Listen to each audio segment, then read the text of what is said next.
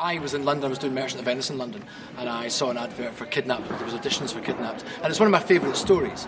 I think as a young boy growing up in Glasgow and anywhere in Scotland, one of the people you adore is Alan Breck, and he was a real person. So not many actors get the chance to play him as well. It's not an easy show to do. It's not one that's put on very often. So I read Kidnapped when I was in primary school, and I loved it. Obviously, I was very excited reading it. It's a Scottish adventure, and a lot of it's set in the same part of the world I'm from. I'm from Argyll in Scotland, so I knew it very well, you know.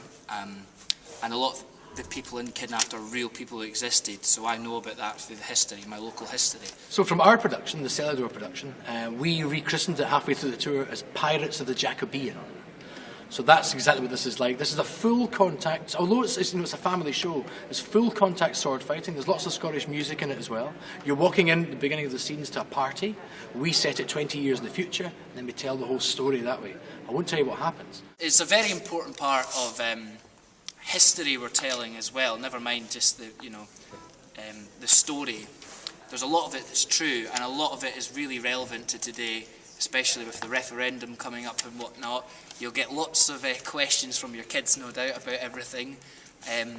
It's a really exciting thing to watch, and even if you just have never read the book before, to come and see such an epic piece of theatre is obviously very exciting.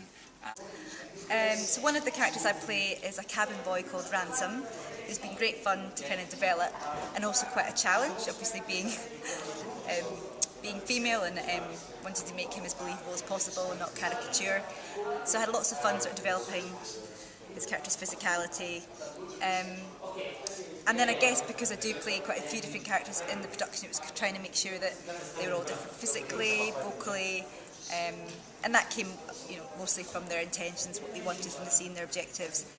Davey's very honourable and very naive to the ways of things, so he gets himself into a lot of trouble quite a lot, saying things he really shouldn't, but he believes it's right, and he can't understand why some people make the choices they do, because he's very strict with the law and whatnot. But no, it opens his eyes and he learns a lot, and I think by the end he becomes a bit of a sympathiser to the Jacobites. So yeah, no, he's an interesting wee character. Yeah, and I play old David, so an older version of the main character, young David. At first I started off playing him old, and put on the voice, and put a hunchback, but actually there was no real need for that, because I'm in my mid-30s, so I could conceivably have a 17-year-old son. Hope not. So that I just sort of play myself for that one. There's quite a lot of music in the production, especially in the opening. We play a lot on the sort of Scottish culture of storytelling and folk songs and whatnot. So we open with a little mini Kaylee in our living room, as it were.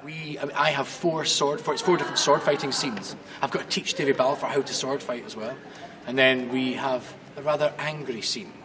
And there's also this bit where I jump onto the ship. So Alan Breck escapes from a boat, a crash, and he jumps onto this pirate ship, basically. And he has to fight all the sailors off as well, because they're going to kill him for his gold that he's carrying. So we've got that as well. That's one of the first scenes. So one of my first entrances is to fight 16 sailors. So I'm 41 and very tired, and we do this twice a day.